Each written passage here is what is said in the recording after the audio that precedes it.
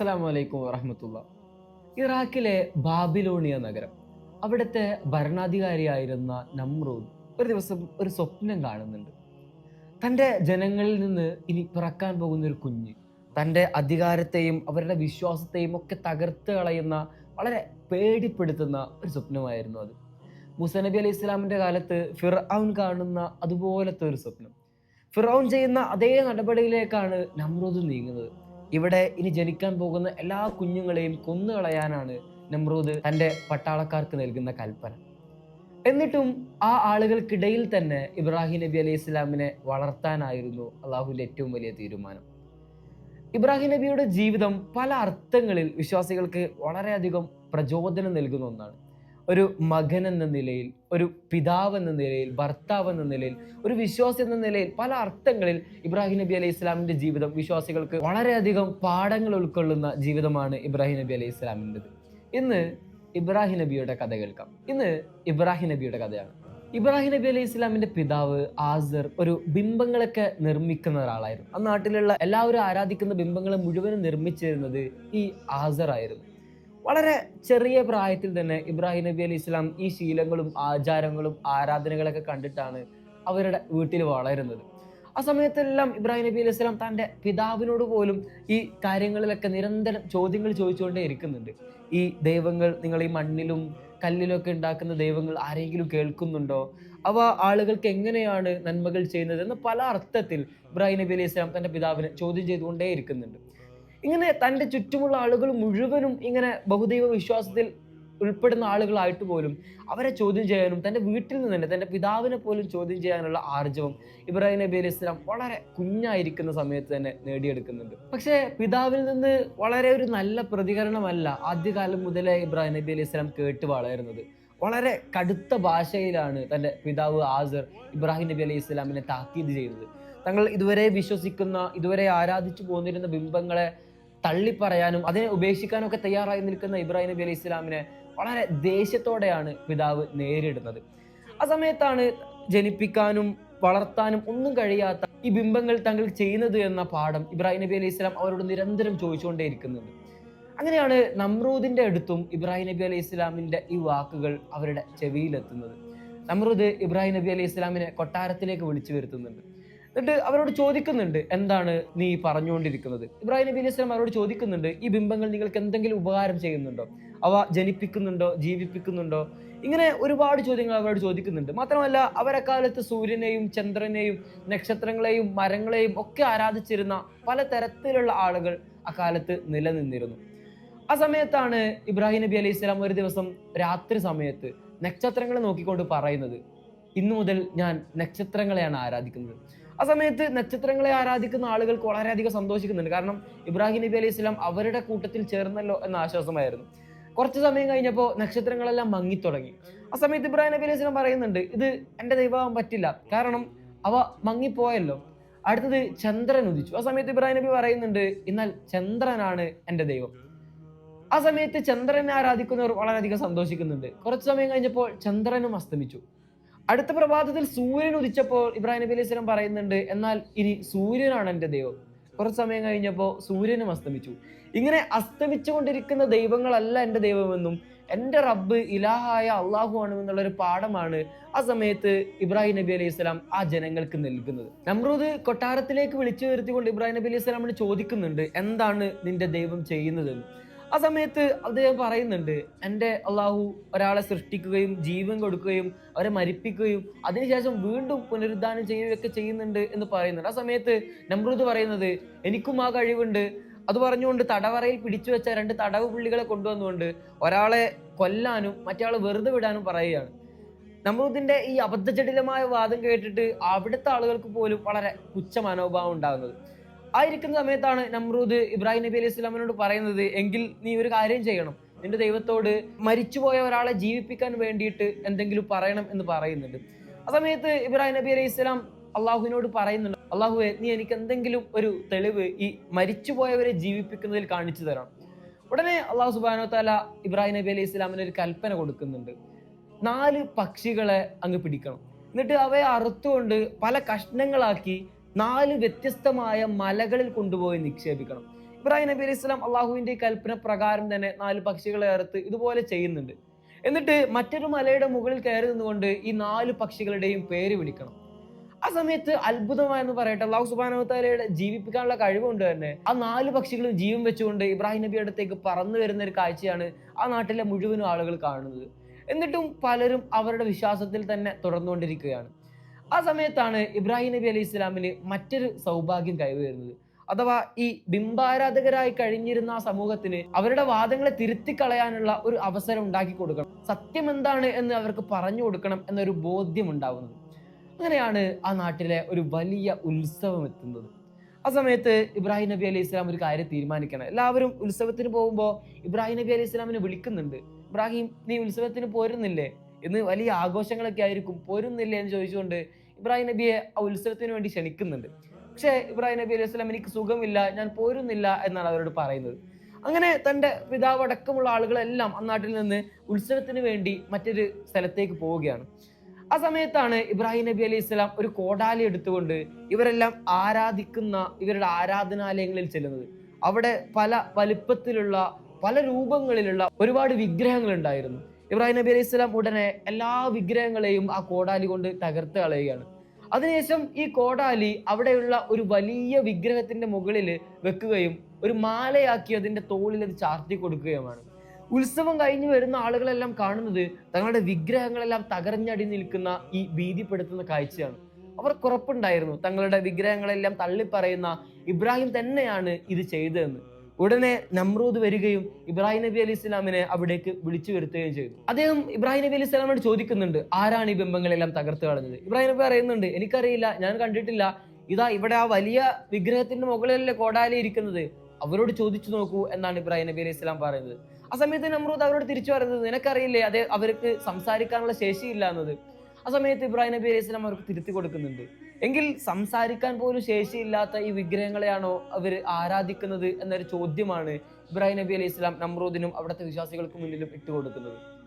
ആ ഒരു സംഭവത്തിന് ശേഷവും ചില ആളുകൾക്കൊക്കെ മനം മാറ്റം സംഭവിക്കുകയും അവർ ഇബ്രാഹിം നബി അലൈഹി സ്വലാമിന്റെ വിശ്വാസത്തിലേക്ക് ചേരുകയും ചെയ്യുന്നുണ്ട്. എന്നാലും വലിയൊരു സമൂഹം ഇപ്പോഴും നമ്രൂദിന്റെ വിശ്വാസത്തിൽ തന്നെ അവരുടെ വിഗ്രഹങ്ങളെ വിശ്വസിക്കുന്ന കൂട്ടത്തിൽ തന്നെയായിരുന്നു. ഈ തങ്ങളുടെ ദൈവങ്ങളെ മുഴുവനും തകർത്ത് കളഞ്ഞ ഇബ്രാഹിം നബിനെ ഒരു വലിയ ശിക്ഷ തന്നെ നൽകാൻ അങ്ങനെ നമ്രൂദും സംഘവും തീരുമാനിക്കുകയാണ്. അക്കാലത്ത് ഏറ്റവും വലിയ ശിക്ഷയായി അറിയപ്പെട്ടിരുന്നത് ആളുകളെ കരിച്ചു കളയുക എന്നതായിരുന്നു. വലിയ തീക്കുണ്ടാരങ്ങൾ നിർമ്മിച്ചുകൊണ്ട് തെറ്റ് ചെയ്ത ആളുകളെ അതിലേക്ക് വലിച്ചെറിയുന്ന ഒരു സമ്പ്രദായം ഉണ്ടായിരുന്നു. അങ്ങനെ അതുപോലെ വലിയൊരു തീക്കുണ്ടാരം ഇബ്രാഹിം നബി അലൈഹി ഇസ്ലാമിന് വേണ്ടി അവർ നിർമ്മിക്കുകയാണ്. ആഴ്ചകളോളം വറകുകളും കല്ലുകളൊക്കെ ഇട്ടിട്ട് അവർ ആ തീക്കുണ്ടാരം കത്തിച്ചു കളഞ്ഞു. അത് ചരിത്രം പറയുന്നുണ്ട്, അതിന്റെ മുകളിലൂടെ പറക്കുന്ന പക്ഷികൾ പോലും ഈ തീയുടെ ആഘാതം കാരണത്താൽ ആ തീയിലേക്ക് വീഴുകയും അതെല്ലാം കരിഞ്ഞു പോവുകയും ചെയ്യുമായിരുന്നു എന്ന്. അങ്ങനത്തെ ഒരു വലിയ തീക്കുണ്ടാരമാണ് ഇബ്രാഹിം നബി അലൈഹി ഇസ്ലാമിന് വേണ്ടി അവർ സൃഷ്ടിക്കുന്നത്. കൈക്കാലുകൾ ബന്ധിച്ചുകൊണ്ട് വളരെ വിദൂരത്ത് നിന്ന് ഒരു കവണയുണ്ടാക്കി അതിലേക്ക് ഇബ്രാഹിം നബി അലൈഹി ഇസ്ലാമിനെ വലിച്ചെറിയുകയാണ് ഇവർ ചെയ്യുന്നത്. അങ്ങനെ അവരുടെ ഏറ്റവും വലിയ ശിക്ഷ അവർ നടപ്പിലാക്കുകയാണ്. ആ സമയത്ത് ജിബ്രീൽ അലൈഹി ഇസ്ലാം വന്നുകൊണ്ട് ഇബ്രാഹിം നബിയോട് ചോദിക്കുന്നുണ്ട്, എന്തെങ്കിലും സംരക്ഷണം വേണോ? ആ സമയത്തും ഇബ്രാഹിം നബി അലൈഹി സ്വലാം തവക്കുലായിക്കൊണ്ട് അള്ളാഹുവിൽ അപാരമായി വിശ്വസിച്ചു കൊണ്ടിരിക്കുകയാണ്. ആ സമയത്താണ് അത്ഭുതം എന്ന് പറയട്ടെ, അള്ളാഹു സുബ്ഹാനഹു വ തആല ആ തീയിനോട് വളരെ തണുപ്പായി മാറാൻ, ഇബ്രാഹിം നബി അലൈഹി സ്വലാമിന് തണുപ്പായി മാറാനുള്ള കൽപ്പന കൊടുക്കുന്നത്. ദിവസങ്ങളായി ഇബ്രാഹിം നബി അലൈഹി സ്വലാം തീയിൽ കടന്നിട്ടും ഒന്നും സംഭവിക്കാതെ, ഒരു രോമം പോലും കരിയാതെ ഇബ്രാഹിം നബി അലൈഹി സ്വലാം ആ തീയിൽ നിന്ന് നടന്നു വരുന്ന കാഴ്ച ആ നാട്ടുകാർ വളരെ അത്ഭുതത്തോടെയാണ് കാണുന്നത്.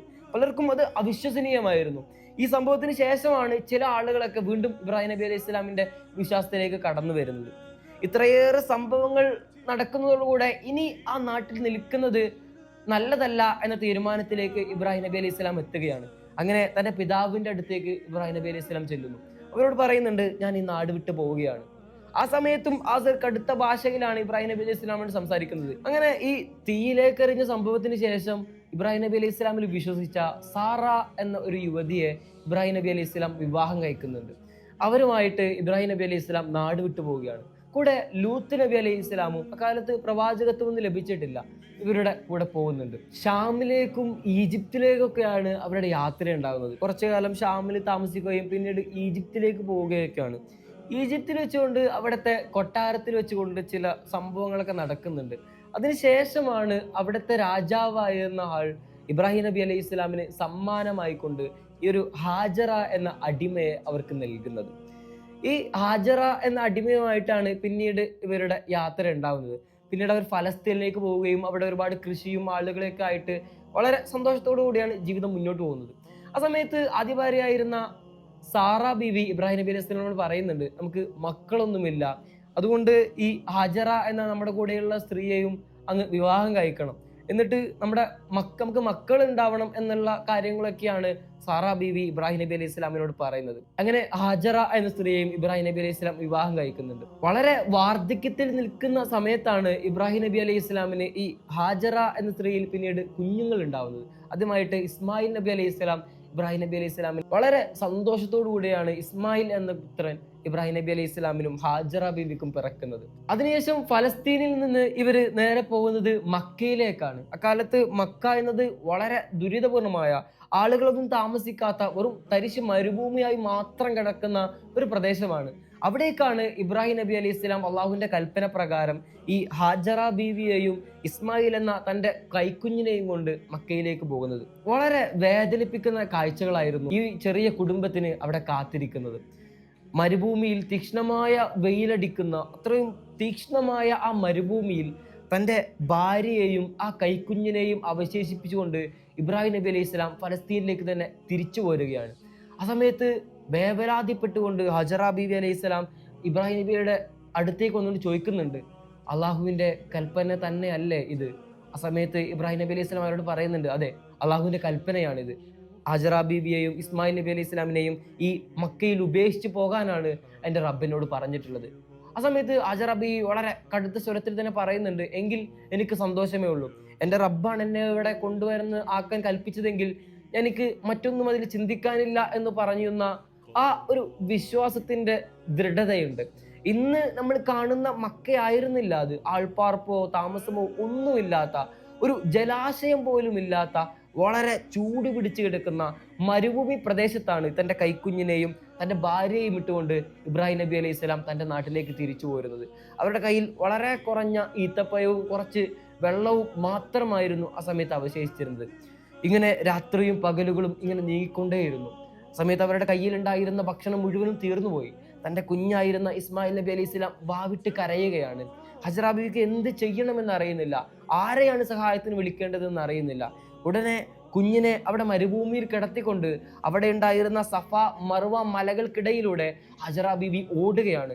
ഏതെങ്കിലും ഒരു യാത്രാ സംഘമോ ഏതെങ്കിലും ഒരു മൃഗങ്ങളോ ജലാശയമോ തൻ്റെ കുഞ്ഞിന് വേണ്ടി ഒരു തുള്ളി വെള്ളം ഇറക്കാൻ വേണ്ടി ലഭിക്കുമോ എന്ന് നോക്കാൻ വേണ്ടിയിട്ട് സഫ മർവ പർവ്വതങ്ങൾക്കിടയിലൂടെ ആ ഉമ്മ ഓടിയെടുക്കുകയാണ്. ഹജ്ജിന്റെ തീവ്രമായ അനുഭവങ്ങൾ പേറുന്ന ഈ സഫ മർവ മലകൾക്കിടയിലുള്ള ആളുകൾ ഇന്നും ആ ഉമ്മയുടെ ഓട്ടത്തിന് ഓർമ്മ പുതുക്കിക്കൊണ്ട് ഇന്നും മക്കയിൽ ഹാജിമാർ ഓടിക്കൊണ്ടിരിക്കുകയാണ്. അങ്ങനെ ഏറെ നേരത്തെ അലച്ചിലിന് ശേഷം ഹജറ ബീവി വളരെ വിഷണ്ണയായിക്കൊണ്ട് തൻ്റെ പൊന്നുമകൻ്റെ അടുത്തേക്ക് വരികയാണ്. ആ സമയത്ത് ഇസ്മായിൽ നബി അലൈഹി സ്വലാം കാലിട്ടടിച്ചിരുന്ന സ്ഥലത്ത് ജിബ്രീൽ അലൈഹി സ്വലാം വന്നുകൊണ്ട് ചിറകിട്ടടിക്കുകയും അവിടെ ഒരു ജലാശയം ഉറവെടുക്കുകയും ചെയ്യുന്നു. വളരെ സന്തോഷത്തോടു കൂടി ഹജറ ബീവി ആ കുഞ്ഞിനെ എടുത്തുകൊണ്ട് ആ വെള്ളം അവന് കൊടുക്കുകയും വളരെ സന്തോഷത്തോടെ കുഞ്ഞിന്റെ കരച്ചിലെടുക്കുകയൊക്കെ ചെയ്യുന്നുണ്ട്.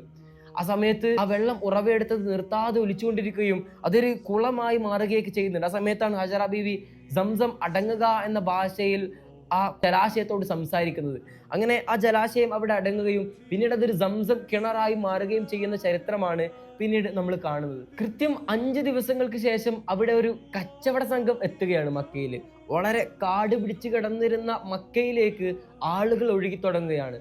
തൻ്റെ ഭാര്യയെയും കുഞ്ഞിനെയും കൊണ്ടാക്കി തിരിച്ചു പോകുന്ന അവസരത്തിൽ ഇബ്രാഹിം നബി അലൈഹി സ്വലാം ആ മക്കയിൽ നിന്ന് അള്ളാഹുവിനോട് പ്രാർത്ഥിക്കുന്നുണ്ട്, അള്ളാഹുവേ, നിന്റെ കൽപ്പന പ്രകാരം എൻ്റെ മുലകുടി പ്രായത്തിലുള്ള കുഞ്ഞിനെയും എൻ്റെ ഭാര്യയെയും ഈ ഒരു മരുപ്രദേശത്ത് തനിച്ചായിക്കൊണ്ട് ഞാൻ പോവുകയാണ്, നീ അവർക്ക് കാവലൊരുക്കണം എന്നൊരു പ്രാർത്ഥനയ്ക്കുള്ള ഉത്തരമായിരുന്നു ആ സംഭവം. ഇവിടെ ജലാശയമൊക്കെ ഉറവെടുത്തോടുകൂടെ പക്ഷികൾ മുഴുവനും ഇവിടേക്ക് വെള്ളം കുടിക്കാൻ വേണ്ടി എത്തുകയാണ്. ഇത് കണ്ട ആ സമീപ പ്രദേശത്തുകൂടെ പോയ ഒരു കച്ചവട സംഘമാണ് ഇവിടെ പക്ഷികളുണ്ടെന്നും അതുകൊണ്ട് എന്തായാലും ഒരു ജലാശയം കാണുമെന്നുള്ള അർത്ഥത്തിൽ ഒരു മലക്ക് മുകളിൽ കയറി നിരീക്ഷിക്കുന്നത്. അവര് ഈ സംസം കിണറാണ് കാണുന്നത്. അവര് ഈ ഉമ്മയും കുഞ്ഞിന്റെ അടുത്തേക്ക് വരികയും അവരോട് ഈ വെള്ളത്തിൽ നിന്ന് കുടിക്കാനെടുക്കാൻ സമ്മതം ചോദിക്കുകയൊക്കെ ചെയ്യുന്നുണ്ട്. ആ സമയത്ത് ഹജറ ബീവി അവരോട് സമ്മതിക്കുന്നുണ്ട്. അങ്ങനെ ആളുകൾ മുഴുവനും അവിടുന്ന് വെള്ളം കുടിക്കുകയും വളരെ സന്തോഷത്തോടെ പോവുകയും ചെയ്യുന്നു. ആ യാത്രാ സംഘം മറ്റ് യാത്രാ സംഘക്കാരോടൊക്കെ പറഞ്ഞുകൊണ്ട് പിന്നീട് ആ പ്രദേശം ഒരുപാട് യാത്രാ സംഘങ്ങൾ വരികയും തമ്പടിക്കുകയും ഒക്കെ ചെയ്യുന്ന ഒരു പ്രദേശമായിട്ട് മാറുന്നുണ്ട്. ആ സമയത്താണ് പിന്നീട് ഇബ്രാഹിം നബി അലൈഹി സ്വലാം, ഇസ്മായിൽ നബി അലൈഹി സ്വലാമിന് ഒരു 13 വയസ്സ് പ്രായത്തിലിരിക്കെയാണ് ഇബ്രാഹിം നബി അലൈഹി സ്വലാം തിരിച്ചു വന്നു എന്ന് ചരിത്രങ്ങൾ നമുക്ക് കാണാൻ സാധിക്കും. ആ സമയത്ത് ഈ ആളുകളെയും ജലാശയവും എല്ലാം കണ്ടിട്ട് അദ്ദേഹം അള്ളാഹുവിനെ സ്തുതിക്കുന്നുണ്ട്. വളരെ സന്തോഷത്തോടുകൂടി പിന്നീടുള്ള കാലങ്ങൾ മക്കയിൽ ജീവിച്ചു കൊണ്ടിരിക്കുന്നതിനിടയിലാണ് ഇബ്രാഹിം നബി അലൈഹി സ്വലാമിന് അടുത്തൊരു കടുത്ത പരീക്ഷണം വന്നിറങ്ങുന്നത്. തന്റെ പൊന്നോമന പുത്രനെ അള്ളാഹുവിന് വേണ്ടി ബലി അർപ്പിക്കണം എന്നതായിരുന്നു ആ സ്വപ്നം.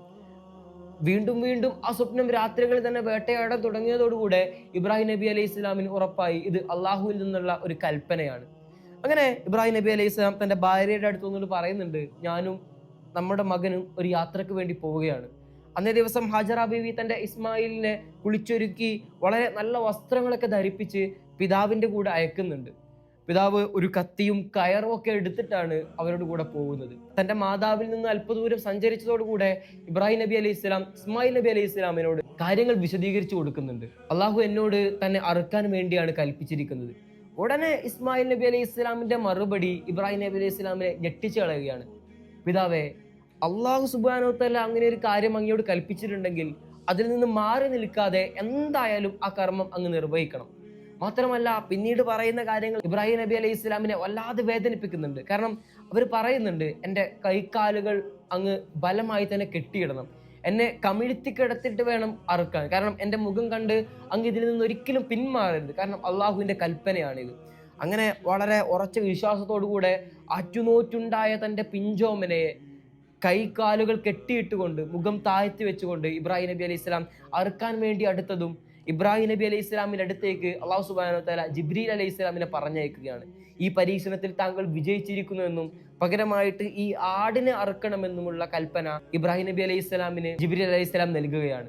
അങ്ങനെ മിന എന്ന സ്ഥലത്ത് വെച്ചുകൊണ്ട് ഇബ്രാഹിം നബി അലൈഹി സ്വലാം ആ ആടിനെ അറുക്കുകയും ഇന്നും ഹജ്ജിന്റെ വേളയിലുള്ള ബലികർമ്മങ്ങൾ അവിടെ വെച്ച് നടത്തപ്പെടുകയും ചെയ്യുന്ന മനോഹരമായ ഒരു ഓർമ്മകൾ ആ അവസരത്തിൽ നമുക്കുണ്ട്. കുഞ്ഞിനെ അറക്കാൻ വേണ്ടി കൊണ്ടുപോകുന്ന സമയത്ത് പിശാച് പലവട്ടം ഇബ്രാഹിം നബി അലൈഹി സ്വലാമിനെ പിന്തിരിപ്പിക്കാൻ ശ്രമിക്കുന്നുണ്ട്. ഇന്ന് ആ സമയത്ത് ഇബ്രാഹിം നബി അലൈഹി സ്വലാമിന് പിശാചിനെ മനസ്സിലാവുകയും 7 തവണ കല്ലെറിയുകയും ചെയ്തു. ജംറത്തുൽ അഖബ, ജംറത്തുൽ ഉസ്ത, ജംറത്തുൽ ഊല എന്നീ 3 സ്ഥലങ്ങളിൽ വെച്ചുകൊണ്ടാണ് ഇബ്രാഹിം നബി അലൈഹി സ്വലാം തന്നെ ഈ ഉദ്യമത്തിൽ നിന്ന് പിന്തിരിപ്പിക്കാൻ ശ്രമിക്കുന്ന പിശാചിനെ 7 കല്ലെടുത്തുകൊണ്ട് എറിയുന്നത്.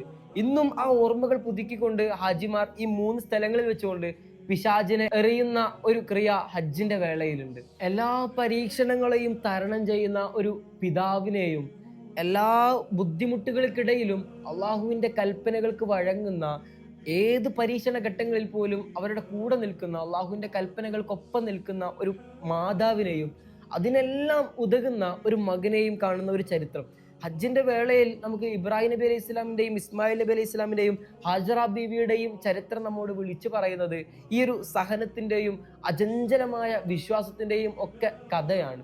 അത് വിശ്വാസികളെ വർഷാവർഷവും ഓർമ്മിപ്പിക്കുക വഴി അവരന്ന് ചെയ്ത ത്യാഗത്തിനുള്ള പ്രത്യുപകാരമാണ് അല്ലാഹു സുബ്ഹാനഹു വ തആല അവരുടെ ചരിത്രങ്ങളോട് ചെയ്തുകൊണ്ടിരിക്കുന്നത്. അങ്ങനെ വർഷങ്ങൾ കഴിഞ്ഞുപോയി.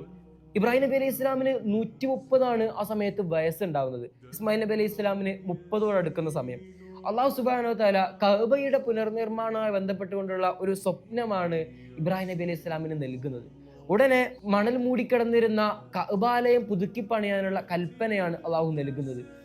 മലഞ്ചെരുവുകളിൽ പോയിക്കൊണ്ട് ഇസ്മായിൽ നബി അലൈഹി ഇസ്ലാം കല്ല് ചുമന്നു വരികയും ഇബ്രാഹിം നബി അലൈഹി ഇസ്ലാം അത് എടുത്ത് പണിയുകയും ചെയ്യുകയും അങ്ങനെ ആദ്യമായി ഭൂമിയിൽ അള്ളാഹു സുബ്ഹാനഹു വ തആലയെ ആരാധിക്കാൻ വേണ്ടി സൃഷ്ടിക്കപ്പെട്ട കഅബാലയത്തിന്റെ പുനർനിർമ്മാണം ആ വേളയിൽ നടക്കുകയാണ്. അങ്ങനെ കഅബയുടെ പണി പൂർത്തിയായിരിക്കുന്ന സമയത്താണ് ജിബ്രീൽ അലൈഹിസ്സലാം സ്വർഗ്ഗലോകത്ത് നിന്നും ഹജറുൽ അസ്വദ് എന്ന പവിത്രമായ കല്ല് ഇബ്രാഹിം നബി അലൈഹി സ്വലാമിന് ഇറക്കി കൊടുക്കുകയും അത് കഅബയുടെ സമീപത്തായി പ്രതിഷ്ഠിക്കുകയും ചെയ്യുന്നത്.